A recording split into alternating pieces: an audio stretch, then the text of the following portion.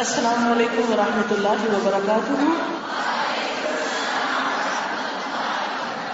نحمده ونصلي على رسوله الكريم. اما بعد فاعوذ بالله من الشيطان الرجيم. بسم الله الرحمن الرحيم. رب اشرح لي صدري ويسر لي امري واحلل عقدة من لساني يفقهوا قولي. اعوذ باللہ من الشیطان الرجیم. بسم اللہ الرحمن الرحیم. الحمد للہ رب العالمین الرحمن الرحیم مالک یوم الدین. ایاک نعبد وإياك نستعين. اهدنا الصراط المستقيم صراط الذين أنعمت عليهم غير المغضوب عليهم ولا الضالين.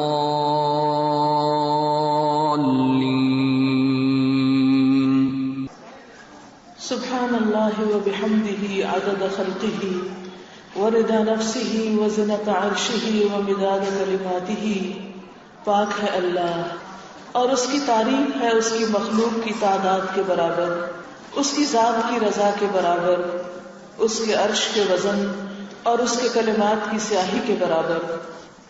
سبحان اللہ عدد ما خلق، سبحان اللہ ملء ما خلق، سبحان اللہ عدد ما فی الارض والسماء، سبحان اللہ ملء ما فی السماء والارض، سبحان اللہ ملء ما خلق، سبحان اللہ عدد ما احصى کتابہ، وسبحان اللہ ملء کل شیء، والحمد للہ مثل ذلک. میں اللہ کی پاکیزگی بیان کرتی ہوں، میں اللہ کی تسبیح کرتی ہوں اس کی مخلوق کی گنتی کے برابر. میں اللہ کی پاکیزگی بیان کرتی ہوں جس سے اس کی تمام مخلوقات بھر جائیں. میں اللہ کی پاکیزگی بیان کرتی ہوں ان چیزوں کی گنتی کے برابر جو آسمان و زمین میں ہیں. میں اللہ کی اتنی پاکیزگی بیان کرتی ہوں جس سے وہ چیزیں بھر جائیں جو آسمان و زمین میں ہیں. میں اللہ کی اتنی پاکیزگی بیان کرتی ہوں جس سے اس کی مخلوقات بھر جائیں. میں اللہ کی پاکیزگی بیان کرتی ہوں ان چیزوں کی گنتی کے برابر جس نے ان کو اپنی کتاب میں شمار کیا ہے اور جس سے ہر چیز بھر جائے. اور اسی طرح اللہ کی تعریف. معزز خواتین، زندگی گزارنے کے دو رویے ہوتے ہیں. ایک رویہ ہے شکر گزاری کا اور ایک ہے ناشکری کا. رسول اللہ صلی اللہ علیہ وسلم نے فرمایا کہ میں نے عورتوں کی اکثریت کو جہنم میں دیکھا ہے. جب پوچھا گیا کہ کیوں، تو فرمایا کیونکہ وہ نمبر 1 اپنے شوہر کی ناشکری کرتی ہیں اور نمبر 2 زبان کا غلط استعمال کرتی ہیں. ناشکری کا رویہ خواہ وہ انسانوں کے خلاف ہو یا رب کائنات کے خلاف، یہ انسان کے اپنے ہی لیے نقصان دہ ہے. اس دنیا میں 2 طرح کے لوگ پائے جاتے ہیں. ایک وہ جو دوسروں کے احسان کو مانتے ہیں، جو دوسروں کی کوشش اور محنت کی قدر کرتے ہیں، اور دوسرے وہ جو کسی بات پر بھی راضی نہیں ہوتے، کسی چیز پر بھی خوش نہیں ہوتے. ان کی زندگی میں خوشی نام کی کوئی چیز نہیں ہوتی. یہ 2 مختلف انداز زندگی ہیں، یہ 2 مختلف طریقہ ہے زندگی ہے. ہمیں سوچنا چاہیے کہ ہم کون سا طریقہ اختیار کیے ہوئے ہیں. کیا ہم اللہ کے شکر گزار ہیں؟ کیا ہم بندوں کے شکر گزار ہیں؟ کیونکہ جو بندوں کا شکر گزار نہیں ہوتا وہ اللہ کا بھی شکر گزار نہیں ہوتا. عام طور پر ہم یہ سمجھتے ہیں کہ شاید شکر گزاری دوسرے انسان کو کچھ فائدہ دے گی، لیکن حقیقت یہ ہے کہ شکر گزار ہونا خود ہم ہی کو فائدہ دیتا ہے. ہم سب کس طرح شکر گزار بنیں، ہم سب کس طرح اللہ کی تعریف بیان کریں کہ ہمارے دل اس کی محبت سے لبریز ہو جائیں، کہ ہمارے دلوں میں اس کی محبت ہر چیز سے زیادہ بڑھ جائے، کہ ہمارے دل شکر گزار ہو جائیں. اور اللہ کا وعدہ بھی ہے کہ جو شکر گزار ہوگا میں اس کی نعمتوں میں اضافہ کروں گا. لئن شکرتم لأزیدنکم وَلَئِن كَفَرْتُمْ إِنَّ عَذَابِي لَشَدِيدٌ. اگر تم نے شکر کیا تو میں تمہیں اور زیادہ نعمتیں دوں گا، اور اگر تم نے ناشکری کی تو میرا عذاب بھی بڑا سخت ہے. جب عذاب کا لفظ آتا ہے تو ہم عام طور پر یہ سمجھتے ہیں کہ شاید یہ آخرت کا عذاب ہے. ہاں، آخرت کا عذاب تو ہوتا ہی ہے، لیکن وہ عذاب دنیا میں شروع ہو جاتا ہے. دنیا میں کس طرح؟ انسان کے دل اور روح کی بے چینی کی شکل میں، کہ سب کچھ ہوتے ہوئے انسان کو کسی پر قرار نہ ہو، چین نہ ہو، اس کی زندگی میں کوئی خوشی نہ ہو. لیکن یہ خوشی اسی وقت آ سکتی ہے جب انسان چیزوں کو ان کے صحیح پرسپیکٹو میں دیکھے، صرف وہ ان کو ان چیزوں کے مطابق نہ دیکھے جن کو وہ صحیح سمجھتا ہے، بلکہ ان کو ان کی حقیقت کے ساتھ دیکھے. مثلا یہ کائنات اللہ سبحانہ وتعالیٰ نے بنائی ہے، اس کائنات کا ذرہ ذرہ اللہ کی تسبیح کر رہا ہے. اسی طرح وہ لوگ جو اللہ کے شکر گزار ہیں وہ بھی اللہ کی تسبیح کرتے ہیں. تسبیح کرنے کا مطلب کیا ہے؟ کیونکہ ہم بچپن سے تسبیح کا لفظ سنتے ہیں. تسبیح کا مطلب ہے سبحان اللہ کہنا، سب پاکی اللہ کے لیے، یعنی اللہ تعالیٰ پاک ہے. اللہ پاک ہے، کس چیز سے پاک؟ ہر عیب سے پاک، ہر غلطی سے پاک، ہر غلط فیصلے سے پاک. اور پھر اس کے ساتھ صرف سبحان اللہ نہیں، جہاں سبحان اللہ آتا ہے وہاں والحمدللہ بھی آتا ہے کہ سب تعریف اللہ کے لیے ہے. گویا ایک طرف انسان اللہ کے فیصلوں پر راضی ہوتا ہے اور جس چیز کو بھی دیکھتا ہے اس میں اس کو خوبی ہی خوبی نظر آتی ہے. اللہ سبحانہ وتعالیٰ بندوں کو دعوت دیتے ہیں کہ تم آسمان پر غور کرو. ما تری فی خلق الرحمن من تفاوت فارجع البصر هل ترى من فطور ثم ارجع البصر مرتين ثم ارجع البصر مرتين ينقلب اليك البصر خاسئا وهو حسير. تم اللہ کی تخلیق کو دیکھو، بار بار دیکھو، آسمان پر نظر دوڑاؤ، تمہاری نگاہ تھک کر نام مراد پلٹ آئے گی. تمہیں رحمان کی تخلیق میں کوئی تفاوت، کوئی خلل نظر نہیں آئے گا. اللہ سبحانہ وتعالیٰ نے آسمانوں کو بنایا اور پرفیکٹ بنایا اور ان کو خود تھام کر رکھا کہ وہ زمین پر گرتے نہیں، ورنہ اگر وہ نہ تھامے تو بغیر پلرز کے وہ چھت کسی بھی وقت انسانوں پر گر سکتی ہے. اس نے ستارے بنائے جو اپنے وقت پر چمکتے ہیں اور ان کی چمک ہمیں دکھائی دیتی ہے. وہ سارے کے سارے اپنی ہی گردش میں ہیں، وہ سارے کے سارے اللہ تعالیٰ کی اطاعت کر رہے ہیں، اس کی فرما برداری کر رہے ہیں، اس کی تصویر بیان کر رہے ہیں، اس کی پاکی بیان کر رہے ہیں. ہر دم وہ اللہ کی عبادت میں ہیں. اسی طرح وہ اللہ کی تعریف بھی کرتے ہیں، کیونکہ ایک ہے اللہ تعالیٰ کو ہر عیب سے پاک قرار دینا، اور پھر اتنا کافی نہیں کہ ہم یہ کہیں کہ اس کے اندر کوئی عیب نہیں، بلکہ اس کے ساتھ ساتھ یہ بھی ضروری ہے کہ ہم اس کی تعریف بھی کریں، اور ہر طرح کی تعریف اسی کی. تعریف انسان کب کرتا ہے؟ کس کی کرتا ہے؟ جب کسی کے اندر کوئی خوبی دیکھتا ہے، کسی کے اندر کوئی ان یوزول چیز دیکھتا ہے. جب انسان اللہ سبحانہ وتعالیٰ کے سارے کمالات کو دیکھتا ہے، آسمان کے رنگوں کو دیکھتا ہے، صبح کا رنگ، دوپہر کا رنگ، شام کا رنگ، گرمیوں کے رنگ، سردیوں کے رنگ، مختلف بدلتے ہوئے موسموں کے ساتھ بدلتے ہوئے آسمان کے رنگ، پودوں کے رنگ، پھولوں کے رنگ، کائنات میں بکھرے ہوئے طرح طرح کے رنگ، تو اس کا دل ایک دم پکار اٹھتا ہے. کیا پکار اٹھتا ہے؟ کہ تعریف کے قابل تو ہی ہے. انسانوں نے بھی بہت سی چیزیں بنائی جن پر انسانوں کی بھی بڑی تعریفیں ہوتی ہیں، لیکن انسانوں کا کوئی کام کمی سے خالی نہیں. پرفیکشن صرف اللہ کی ذات کے لیے ہے. انسان کچھ بھی کرے، بڑی بڑی عمارتیں آپ نے دیکھی ہوں گی، ان عمارتوں میں آپ دیکھتے ہیں کہ جہاں ایک طرف بڑی خوبصورتی ہوتی وہاں کوئی نہ کوئی ڈیفیکٹ ہوتا، پھر ان کے اندر ایسے ایسے خلل نکلتے ہیں اور پھر کچھ عرصے کے بعد وہ عمارتیں آؤٹ ڈیٹڈ ہو جاتی ہیں، آؤٹ آف فیشن ہو جاتی ہیں، رہنے کے قابل نہیں رہتی، پرانی ہو جاتی ہیں، رونق کھو دیتی ہیں، کشش کھو دیتی ہیں. لیکن آسمان جو اول روز سے ہم دیکھتے ہیں، کبھی آپ نے محسوس کیا کہ اس کے اندر بھی انسان کے لیے اس میں کوئی کشش کم ہوئی ہو؟ کبھی ایسا ہوا کہ آپ دیکھیں کہ آسمان کو دیکھ دیکھ کے بور ہو گئے، اب مزید دیکھنے کو دل نہیں چاہتا؟ کبھی ایسا نہیں ہوتا. صبح کو دیکھیں، دوپہر کو دیکھیں، شام کو دیکھیں، رات کو دیکھیں، جب دیکھیں اس کی اٹریکشن اپنی جگہ بحال ہوتی ہے۔ اسی طرح جتنے پھول، پھل اور پودے ہیں، کبھی آپ دیکھیں کینوں کے باغ کے پاس سے آج کل ہر طرف لدے ہوئے باغات ہیں، کبھی آپ یہ کہہ سکتے ہیں ہاں پہلے بھی دیکھا ہوا، اب ان کو کیا دیکھنا؟ کیا ان کی کشش ختم ہو جاتی ہے؟ کبھی بھی نہیں۔ انسانوں کی بنائی ہوئی چیزوں کے اندر کشش ختم ہو جاتی ہے، لیکن اللہ کی بنائی ہوئی چیزوں میں کشش ختم نہیں ہوتی، اور بار بار دیکھنے پر بھی نگاہ تھکتی نہیں، ان کو دیکھ کر ایک سکون کا احساس ہوتا ہے۔ آسمان کو دیکھیں، ستاروں کو دیکھیں، درختوں کو دیکھیں، پھولوں کو دیکھیں، پھلوں کو دیکھیں، اس کی بنائی ہوئی کائنات کو دیکھیں، حتیٰ کہ وسیع صحراؤں کو دیکھیں جہاں ریت کے سوا کچھ نہیں ہوتا، لیکن ان کا حسن بھی آپ کو اپنی طرف متوجہ کرتا ہے۔ اللہ تعالیٰ نے جو کچھ بھی بنایا ہے، جہاں بھی بنایا ہے، بہت ہی خوبصورت بنایا ہے۔ لہذا بندے کا کام کیا ہے کہ جب ان کو دیکھے تو اللہ کی تعریف بیان کرے۔ ہم انسانوں کو دیکھتے ہیں، معصوم بچوں کو دیکھتے ہیں، ایک ایک اس کو دیکھتے ہیں، ایک ایک چیز کو آپ دیکھیں تو آپ کو اللہ سبحانہ وتعالیٰ کے کمالات نظر آئیں گے۔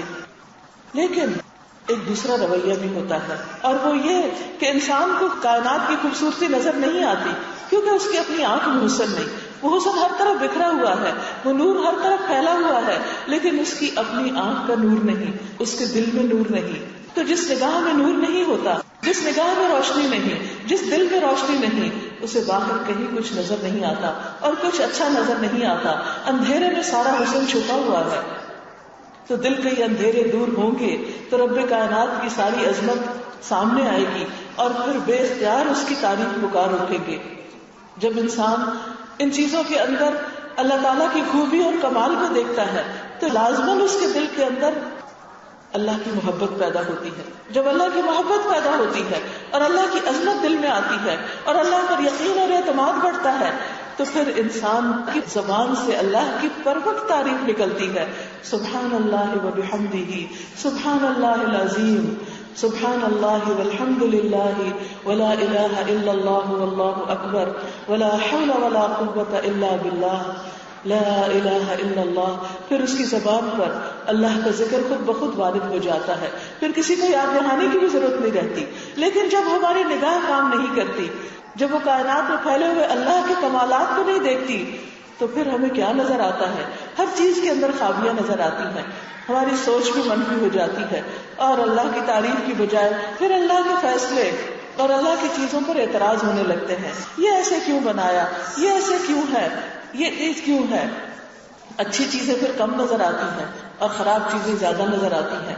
نتیجتاً نہ زبان سے ذکر نکلتا ہے، نہ دل اللہ کو یاد کرتا ہے، اور نہ ہماری زبان سے پھر شکر کے کلمات ادا ہوتے ہیں، اور دل کے اندر بھی ایک مایوسی اور ایک غم کی کیفیت ہوتی ہے، اور زندگی میں کوئی سپارک نہیں ہوتا، کوئی رونق نہیں ہوتی، کوئی خوشی نہیں ہوتی، کوئی امنگ نہیں ہوتی۔ خود اپنے لیے بھی بوجھ، ڈپریشن کا شکار، دوسروں کے لیے بھی ایک بوجھ، نہ اپنی ترقی کے لیے کچھ کرتے ہیں اور نہ دوسروں کے کچھ کام آتے ہیں۔ لہذا یہ بے حد ضروری ہے کہ ہم اپنی سوچ کو بدلیں، سوچ کے زاویوں کو بدلیں، چیزوں کے اندر اللہ کا ڈالا ہوا حسن دیکھیں اور پھر اللہ کے شکر گزار ہوں، اور اس شکر گزاری پر اس دنیا کی زندگی کو بھی انجوائے کریں اور آخرت کو بھی انشاءاللہ۔ دوسرا رویہ جو عام طور پر انسانوں کے بارے میں ہوتا ہے کہ بعض لوگ ایسے ہوتے ہیں کہ وہ ہر انسان کے بارے میں منفی سوچ رکھتے ہیں، وہ جس کو دیکھتے ہیں تو اس کی یا تو شکل میں خامیاں ڈھونڈتے ہیں، یا عقل میں اس کی کوئی خرابی ڈھونڈتے ہیں، یا اس کی بات میں، یا اس کے کام میں۔ ان کو دوسروں کے اندر کوئی بھلائی نظر آتی ہی نہیں، وہ ہر ایک کے اندر کوئی نہ کوئی خامی تلاش کر لیتے ہیں۔ یہی وجہ ہے کہ آپ نے دیکھا ہوگا کہ بعض لوگوں کے پاس جب آپ بیٹھتے ہیں تو یا تو وہ دوسروں کی شکل پہ بات کر رہے ہوتے ہیں، فلاں کا ناک ایسے ہے، فلاں کے بال ایسے ہیں، فلاں کا رنگ ایسا ہے، اس کا قد ایسا ہے، اس کی فزیک ایسے ہے، اس کو تو کپڑے پہننے کا ڈھنگ نہیں، اس کا لباس ایسا ہے، اس کو تو پکانے کا ڈھنگ نہیں، اس کی تو چال ایسی ہے۔ وہ ہر وقت ان کی صرف خامیاں دیکھتے ہیں۔ نتیجہ کیا ہوتا ہے؟ ان کے دلوں میں صرف گڑن اور جلن آتی ہے، اور وہ صرف پریشان رہتے ہیں، اور انہیں ہر چیز میں خامی نظر آ رہی ہوتی ہے۔ ہر وقت کریٹیسائز، تنقید۔ اب جب یہ تنقیدی ذہن بن جاتا ہے اور انسان ہر ایک کے اوپر تنقید کر رہا ہوتا ہے تو ایسے لوگوں سے سب بھاگنے لگتے ہیں، کوئی ان کی طرف نہیں جاتا۔ پھر ہم کہتے ہیں کہ دوسروں میں خامی ہے، وہ خراب ہے جو ہم سے بھاگ رہے ہیں، ہم اپنی جگہ پرفیکٹ ہیں اور اپنی عقل پہ ناز کرتے کہ دیکھو مجھے ہر ایک پر کتنی تنقید کرنی آتی، میں تو اس کو بھی سیدھا کر دوں گی اور میں اس کو اپنے جوتے کی نوک میں نہیں رکھتی، اور فلاں ایسا ہے اور فلاں ایسا ہے. تکبر بھرے ایسے ایسے جملے بولتے ہیں کہ جن کی کوئی انتہا ہی نہیں. ایک مرتبہ نبی صلی اللہ علیہ وسلم نے لوگوں کو یہ تلقین کی کہ لوگوں تکبر سے بچنا. تو کسی نے آپ سے پوچھا کہ اگر کسی کے جوتے میں 2 تسمے ہوں، یعنی زیادہ اچھا جوتا ہو، آپ نے دیکھا ہوگا نا ایک تسمہ تو بند کرنے کے لیے ہوتا ہے اور ایک اوپر وہ اس کی بو سے بنی ہوئی ہوتی ہے اور وہ خوبصورتی کے لیے بھی ہوتا ہے، تو زیادہ قیمتی جوتا ہوگا. تو اگر کوئی شخص ایسا جوتا پہنے تو کیا وہ متکبر ہے؟ آپ نے فرمایا نہیں. پوچھا اگر اس کا لباس اچھا ہے تو کیا وہ تکبر کرنے والا ہے؟ آپ نے فرمایا نہیں. پوچھا اگر اس کے پاس سواری ہے، یعنی جیسے آج کے دور میں اگر کسی کے پاس گاڑی ہے اور عمدہ گاڑی ہے اور اس کو بیٹھ کے خوش ہوتا ہے کہ الحمدللہ کہ اللہ نے مجھے یہ نعمت دی ہے، تو کیا وہ تکبر کر رہا ہے؟ فرمایا نہیں. تو پھر پوچھا کہ تکبر ہے کیا؟ فرمایا غمط الناس وبطر الحق، لوگوں کو حقیر سمجھنا اور حق کا انکار کرنا. جب کوئی سچی بات، اللہ کی بات، دین کی بات، خدا رسول کی بات اس کے پاس آئے تو وہ اس کو قبول نہ کرے، اس کا انکار کر دے، اور اس کے ساتھ ساتھ دوسروں کو اپنے سے حقیر سمجھے. ہم سب کو اپنے دل کا جائزہ لینے کی ضرورت ہے کہ کیا ہمیں دوسروں کے اندر خوبیاں زیادہ نظر آتی ہیں یا خامیاں زیادہ نظر آتی ہیں. ہم سب اپنا اپنا محاسبہ کریں، اپنے اندر کا جائزہ لیں، اور اگر ہمیں دوسروں کے اندر خامیاں زیادہ نظر آتی ہیں، اور بعض اوقات تو صرف اس لیے کہ ہم صرف سامنے کا رخ دیکھتے ہیں، ہمیں نہیں پتا کہ ان کے پیچھے حالات کیا ہیں، وہ کہاں سے آئے ہیں، وہ کہاں سے بلانگ کرتے ہیں، ان کی کنڈیشنز کیا ہیں، نتیجتاً ہم ان کو اپنے سے حقیر سمجھنے لگتے ہیں. اس کے بعد کیا ہوتا ہے؟ جب ہم دوسرے کو اپنے سے کم عقل سمجھتے ہیں، جب دوسرے کو اپنے سے چھوٹا سمجھتے ہیں کسی بھی اعتبار سے، نتیجہ کیا ہوتا ہے؟ پھر ہمیں ان سے کمپلینٹس ہوتی، شکوے ہوتے ہیں، ہمیں ہر بات پر پھر غصہ آنے لگتا ہے اور پھر ہم لوگوں سے دور بھاگنے لگتے ہیں. اب آپ خود سوچیں، اگر آپ اس رویے کے ساتھ اپنے گھر میں رہ رہے ہیں کہ آپ کو اپنے ماں باپ سے بھی شکایات ہیں، آپ کو اپنے بہن بھائیوں سے بھی شکایات ہے، آپ کو اپنے شوہر سے بھی شکایت ہے، آپ کو اپنے بچے سے بھی شکایت ہے، آپ کو اپنے ہمسائے سے بھی شکایت ہے، آپ کو اپنے ملک کے سیاستدانوں سے بھی شکایت ہے، آپ کو ریلیجس لیڈر سے بھی شکایت ہے، آپ کو دنیا کے ہر بندے سے شکایت ہے، اور آپ ہر وقت یا تو جیسا خود کڑتے ہیں اندر دل جلتا رہتا ہے، یا پھر لوگوں کے ساتھ وہی باتیں کرتے رہتے ہیں. نتیجہ کیا ہوتا ہے؟ کوئی آپ سے بات نہیں کرنا چاہتا، کوئی آپ کی کمپنی میں بیٹھنا نہیں چاہتا، کوئی آپ کے ساتھ رہنا نہیں چاہتا. لوگ آپ سے دور بھاگتے ہیں، ایسے لوگوں سے سب دور بھاگتے ہیں. پھر ایسے لوگ تنہائی کا شکار ہوتے ہیں، پھر ان کو شکایت ہوتی کوئی ہمیں پوچھتا نہیں، پھر ان کو شکایت ہوتی ہمارے بچے ہمیں نہیں پوچھتے، پھر وہ اکیلے بیٹھ کے روتے ہیں کہ ہمارے بچوں کا ہمارا کوئی خیال نہیں. پھر انہیں شوہر سے شکایت ہوتی کہ وہ ہمارا خیال نہیں رکھتا، پھر انہیں اوروں سے شکایت ہوتی. نتیجہ کیا ہوتا ہے؟ کڑھن، جلن، دکھ، درد، تکلیف، بیماریاں ایک کے بعد ایک، اور یہ زندگی حرام ہو کر رہ جاتی. پھر اس کے بعد ایک اور چیز ہم لوگوں کے ساتھ کیا کرتے ہیں، اگر کسی کے اندر کوئی خوبی نظر بھی آتی ہے تو پھر ہم اس کو بس صرف کمپیریزن کے لیے رکھ لیتے ہیں. بس کسی کے بچے میں کوئی چیز اچھی نظر آئی، پھر سارا وقت بچوں کو تانے دیں گے، وہ تمہارا کزن تو یہ پڑھ رہا ہے، تم کیا کر رہے ہو، تم آوارہ پھر رہے ہو، وہ تمہارا دوست دیکھو کیا بن گیا اور تم کیا بنے، وہ تمہارا خالو اور چچا اور ماموں کیا تھا اور تم کیا ہو. ایسی منفی باتوں سے بچے کیا کرتے ہیں؟ وہ ایک نہیں سننا چاہتے، وہ بہرے بن جاتے ہیں، بے حس ہو جاتے ہیں. ہم دن رات ان کو ڈسکریج کرتے رہتے ہیں، ان کا کانفیڈنس ختم ہو جاتا ہے، وہ زندگی میں کچھ کرنے کے قابل نہیں رہتے، وہ کسی کو منہ دکھانے کے قابل نہیں رہتے، وہ اندر ہی اندر کٹتے اور گھٹتے رہتے ہیں. نتیجتاً نشے کا شکار ہو جاتے ہیں. وہ پناہ ڈھونڈتے تو کہاں، نشے میں جا کے ڈھونڈتے ہیں، کیونکہ ان کو کہیں سے بھی کوئی تعریف نہیں ملتی، ان کو کوئی اپریسیشن نہیں ملتی. خرابی کہاں سے آئی؟ ہمارے رویوں سے آئی، ہمارے اخلاق سے آئی، اور ماؤں کا اس میں بہت بڑا رول ہے. اکثر نوجوان بچوں کو ماں باپ سے شکایت ہوتی ہے، ٹھیک ہے اس میں ان کی نوجوانی کا بھی کچھ ہاتھ ہوتا ہے کہ ان کی سوچ ڈفرینٹ ہوتی ہے، لیکن اس میں کچھ ماں باپ کا بھی قصور ہوتا ہے. ہم سمجھ لیتے ہیں ہم ماں باپ ہیں، عزت اور احترام کے لائق ہیں، ہم جھوٹ بولیں تو بھی بچے ہماری عزت کریں، ہم غلط کام کریں تو بھی بچے ہماری عزت کریں. نہیں، بچے جب باشعور ہو جاتے ہیں تو وہ ہماری غلط باتوں پہ ہماری عزت نہیں کر سکتے. ہم صرف ماں باپ ہونے کی دھمکی نہیں دے سکتے، ہم صرف ماں باپ ہوتے ہوئے ڈیمانڈ نہیں کر سکتے.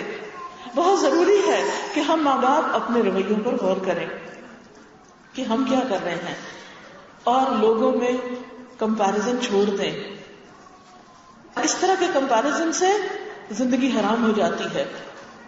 مثلا بعض اوقات ہم اپنے شوہر کا اپنے دوسرے کسی اس کے بہن بھائی سے کمپیرزن، یا خاندان میں کوئی اور جو لوگ ہیں دوسرے کپلز کے ساتھ کمپیرزن کرنے لگتے ہیں، اور پھر ان کا سوچ سوچ کے ہم غمگین ہوتے رہتے ہیں کہ فلاں تو اپنے بچوں کا اتنا خیال رکھتا ہے، فلاں اتنا کما کے لاتا ہے، فلاں تو اپنی بیوی کو حج پر لے گیا ہے، فلاں نے تو ایسا اور ایسا گھر میں فرنیچر ڈلوا کے دیا ہے، اور ہمارا شوہر تو کچھ بھی نہیں کرتا.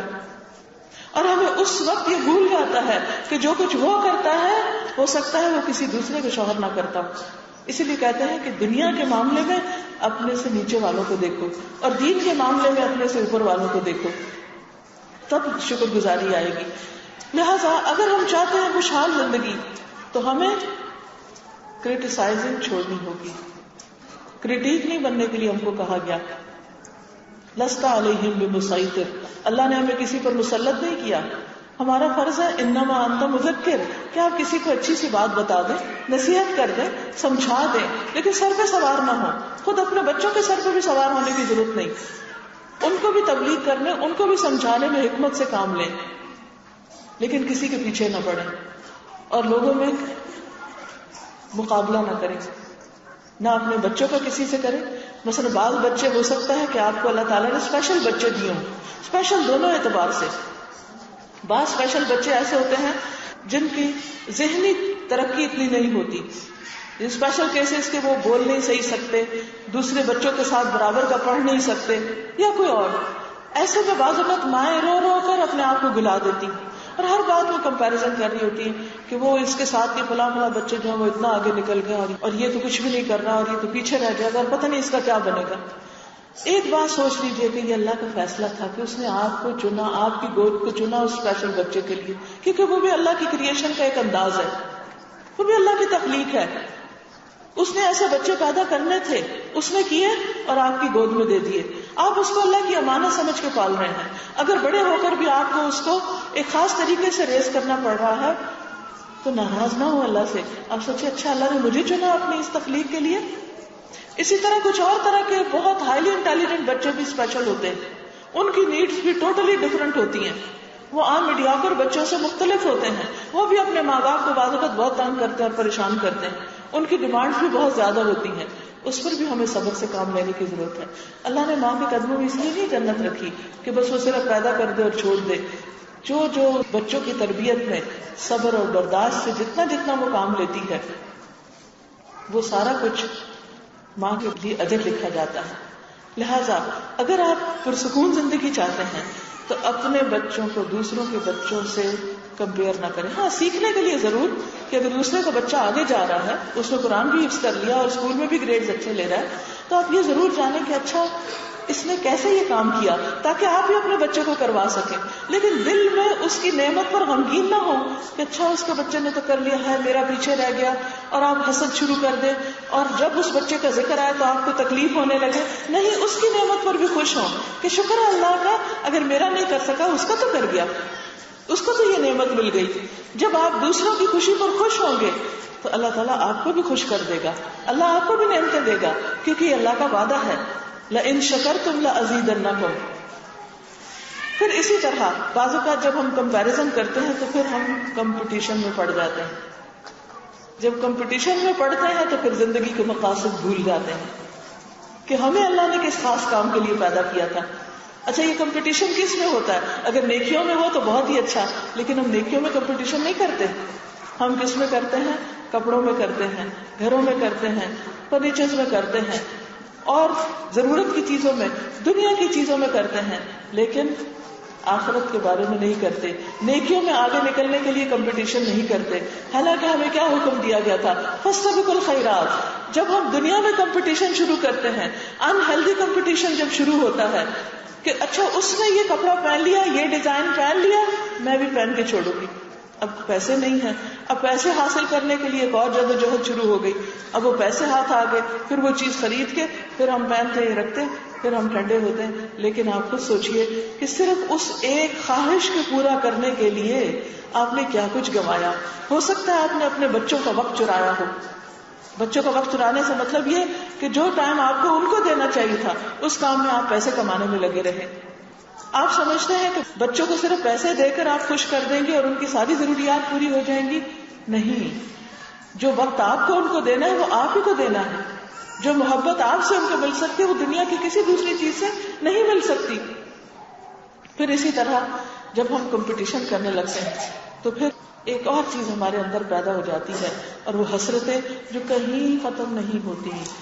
جتنا بھی ہم کمپیٹ کر لیں، جب ہم ایک نقطے پہ پہنچتے ہیں تو پھر اگلا شروع ہو جاتا ہے، پھر اس سے اگلا شروع ہو جاتا ہے، کہیں بھی ختم نہیں ہوتا. قرآن پاک میں اللہ تعالیٰ فرماتے ہیں الہاکم التکاثر حتی زرتم المقابر کلا سوف تعلمون ثم کلا سوف تعلمون. الہاکم التکاثر، یہ کثرت حاصل کرنے کی خواہش نے تمہیں غفلت میں ڈال دیا. پھر ہم آخرت کے بارے میں غفلت میں پڑ جاتے ہیں، اور جب کوئی اپنی آخرت کو بھول جاتا ہے، اس اصل گھر کو بھول جاتا ہے، اس منزل کو بھول جاتا ہے، تو پھر اس کے پاس کچھ بھی نہیں رہتا. پھر وہ اپنے وقت کا صحیح استعمال نہیں کر سکتا. لہٰذا ہم سب اپنا جائزہ لیں کہ ہم کس چیز کے لیے دوڑ رہے ہیں، کیونکہ ہر شخص دوڑ رہا ہے اور ہر شخص کا قبلہ کچھ مختلف ہے اور ہر شخص مختلف چیزوں کے لیے دوڑ رہا ہے.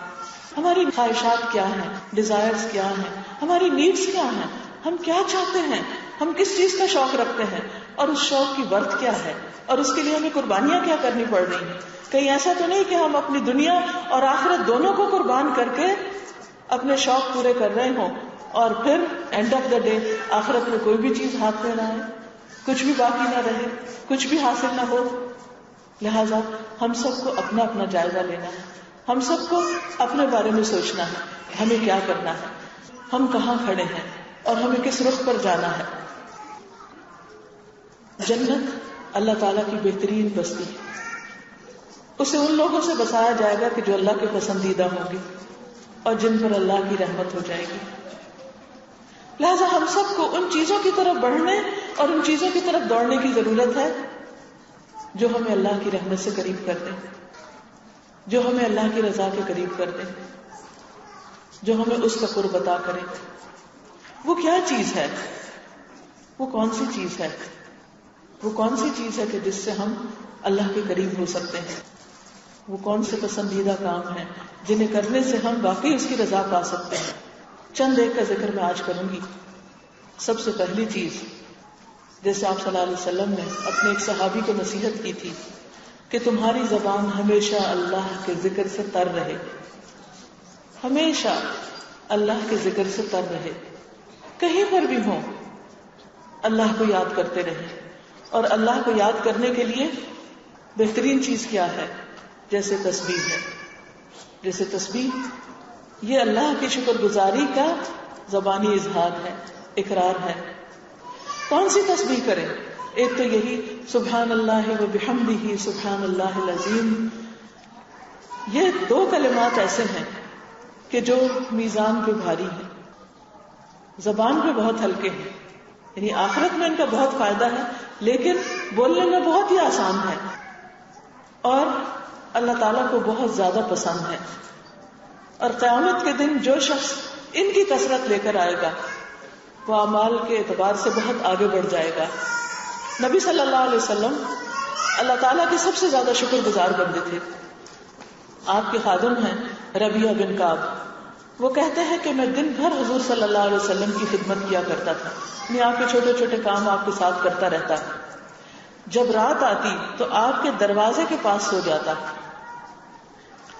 میں ہمیشہ سنتا کہ آپ یہ پڑھ رہے ہیں سبحان اللہ سبحان ربی، یہاں تک کہ میں تھک جاتا یا مجھے نیند آ جاتی، میں سو جاتا، لیکن آپ یہ کلمات پڑھتے رہتے. ہر روز رات کو تسبیح کر کے سوتے. اب آپ دیکھیں کئی دفعہ ہمیں نیند نہیں آ رہی ہوتی، ہم سائڈ بدل رہے ہیں، دائیں ہو رہے ہیں، بائیں ہو رہے ہیں، لیکن ہم کوئی ذکر بھی نہیں کر رہے.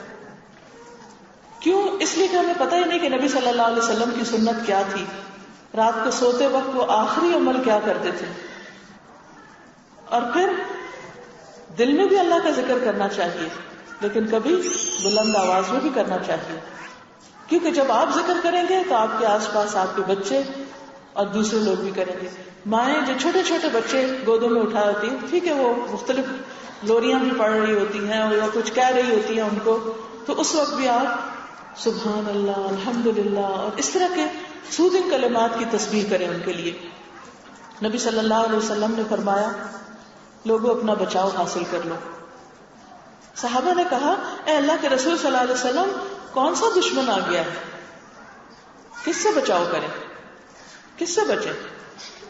فرمایا جہنم سے بچاؤ.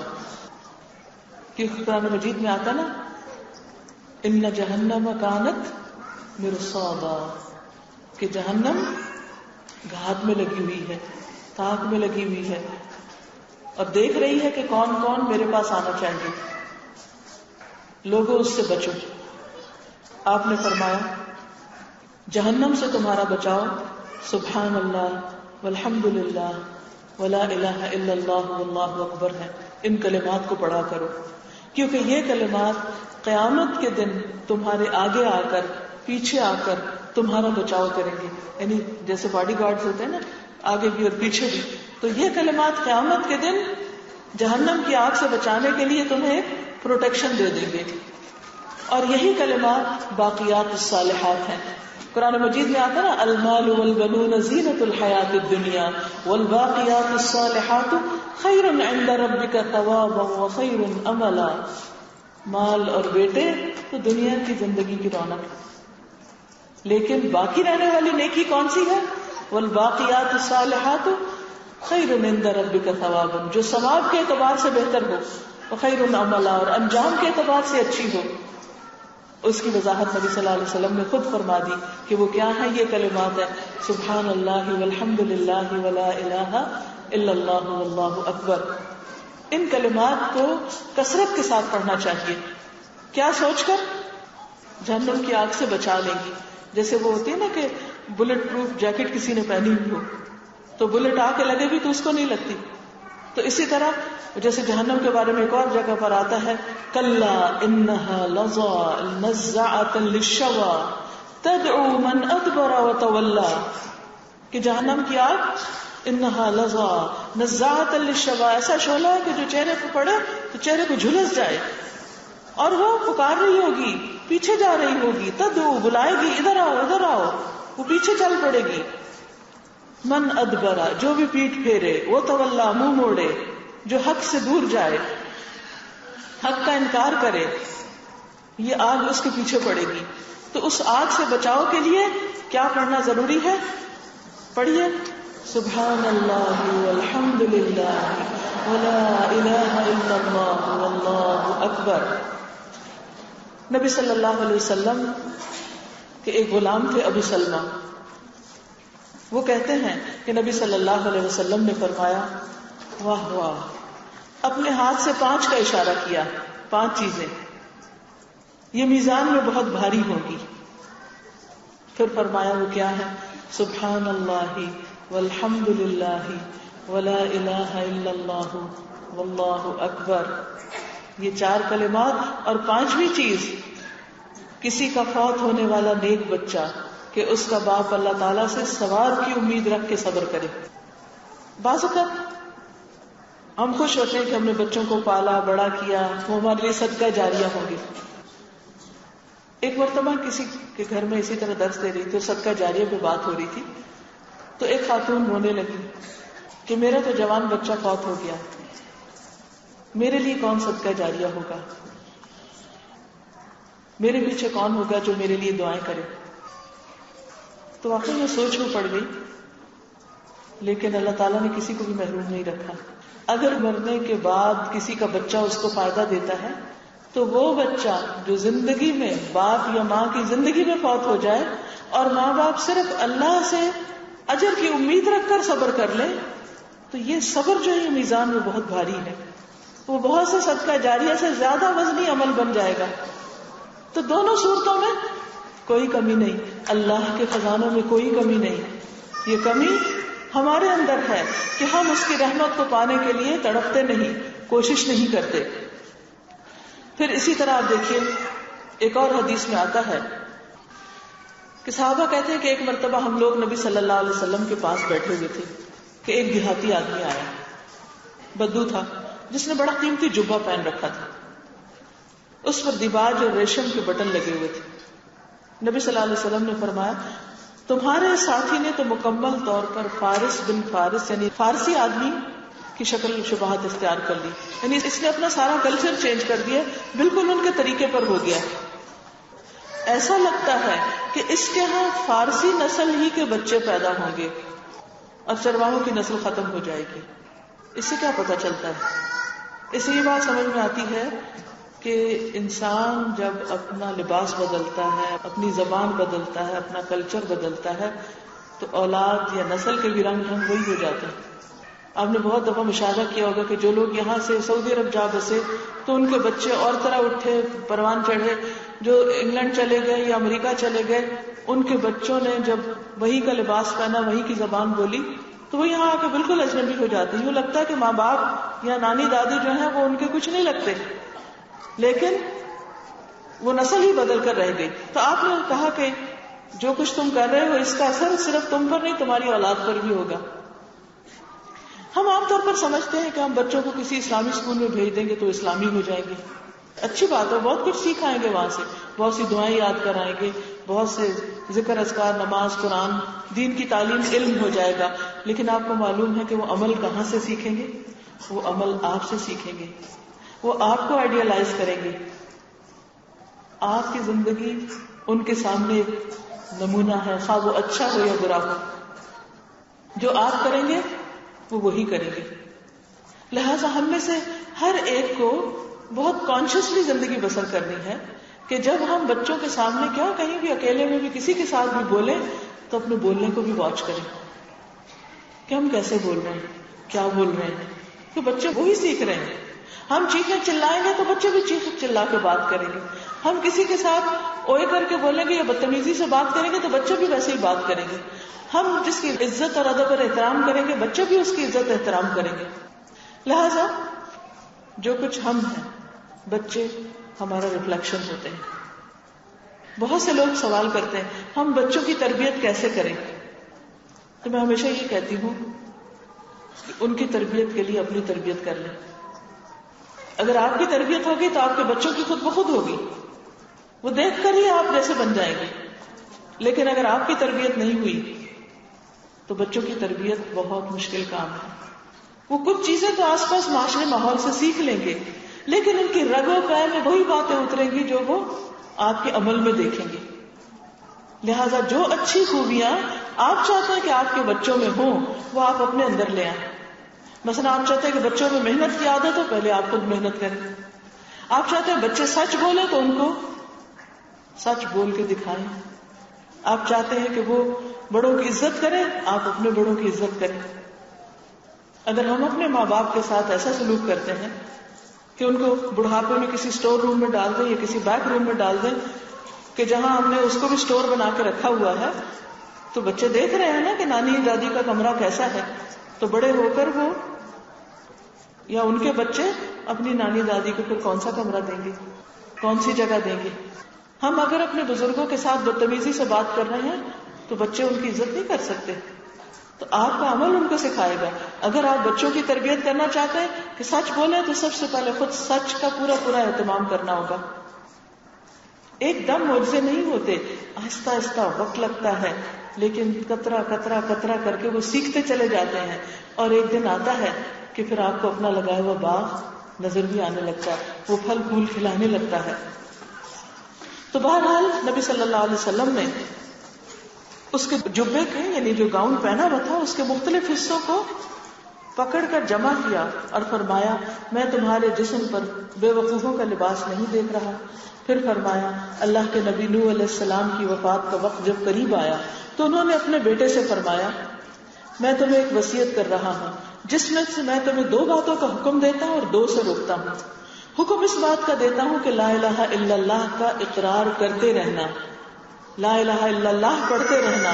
کیونکہ اگر ساتوں آسمان اور ساتوں زمینوں کو ترازو کے ایک پلڑے میں رکھا جائے اور لا الہ الا اللہ کو دوسرے پلڑے میں, تو لا الہ الا اللہ والا پلڑا جھک جائے گا. اتنا وزنی کلمہ ہے یہ. بعض اوقات کسی کو بتایا جاتا ہے نا کہ اگر آپ کا دل گھبرا رہا ہو یا ڈپریشن ہو رہا ہو تو آپ کثرت سے یہ پڑھیں, کیونکہ ایک حدیث میں اس کا ورد آیا ہے. تو کہتے اچھا, ان کو لگتا ہے جیسے کوئی ان کو ایسے معمولی سی چیز بتا دی گئی. حالانکہ اگر پورے یقین کے ساتھ اور روح کے ساتھ اس کو پڑھیں تو ایسا لگتا ہے کہ جیسے دل کے بند حصے کھلنے لگے ہیں. پڑھیے ذرا, لا الہ الا اللہ, لا الہ الا اللہ, لا الہ الا اللہ, لا الہ الا اللہ, لا الہ الا اللہ, لا الہ الا اللہ. اور آپ کو معلوم ہے کہ لا الہ الا اللہ, اللہ کے سوا کوئی الہ نہیں. آپ اکیلے بیٹھ کے اسی انداز میں کئی دفعہ دہرائیے, زور سے پڑھیے, اور پھر اپنے دل کی حالت دیکھیے, یقیناً اس میں فرق پڑے گا. پھر اسی طرح آپ نے فرمایا کہ اگر ساتوں آسمانوں اور زمینیں ایک کڑے کی شکل اختیار کر لیں, جیسے ایک چوڑی ہوتی, تو لا الہ الا اللہ اس کو بھی توڑ دے گی. اتنا مضبوط چیز بھی کوئی ہو تو لا الہ الا اللہ کی طاقت اس کو بھی توڑ دے گی. ایمان جو ہے یہ بہت بڑی قوت ہے. قرآن پاک میں آتا ہے وَمَن يَكْفُرْ بِالطَّاغُوتِ وَيُؤْمِن بِاللَّهِ فَقَدِ اسْتَمْسَكَ بِالْعُرْوَةِ الْوُثْقَىٰ لَا انفصام لَهَا, کہ جو طاغوت کا انکار کرے, یعنی ایسے سرکشوں کا جیسے شیطان کا اور شیطانی باتوں کا اور شیطان کے ائمہ کا, شیاطینوں کا, جو کوئی انکار کرے, ان کی بات نہ مانے, وَيُؤْمِن بِاللَّهِ, اور اللہ پر اعتماد رکھے, اللہ کی بات مانے, تو کیا ہوگا؟ فَقَدِ اسْتَمْسَكَ بِالْعُرْوَةِ الْوُثْقَىٰ, اللہ پر ایمان اور اللہ پر اعتماد اور توکل اور اللہ کو ایک ماننا ایسی مضبوط چیز ہے, ایسا مضبوط کڑا ہے جس کو کوئی چیز توڑ نہیں سکتی. اگر پوری کائنات بھی مل کر جتنی بھی اس کے اندر پاور ہے اور جتنی بھی چیز ہے اس کو آپ چھوٹا کر کے کڑا بنائیں, تو جو ایک لا الہ الا اللہ سے بنتا ہے کڑا, سچے معنوں میں جو توحید اندر اترتی ہے, انٹرنلائز کرتے ہیں آپ اس کو, وہ ان سب چیزوں کو توڑ دیتا ہے, ساری رکاوٹوں کو دور کر دیتا ہے.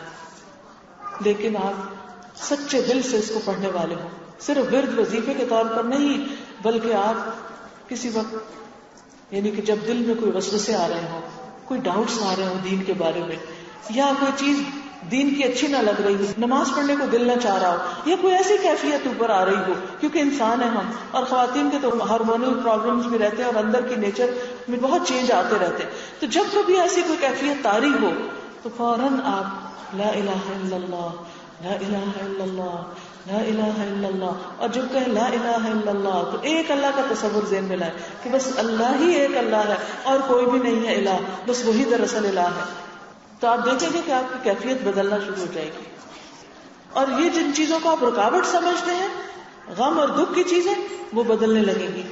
حدیث میں آتا ہے کہ حضرت اسماء بنت امیس کو آپ نے کلمات سکھائے تھے, اللہ اللہ ربی لا اشرک بہ شیئا.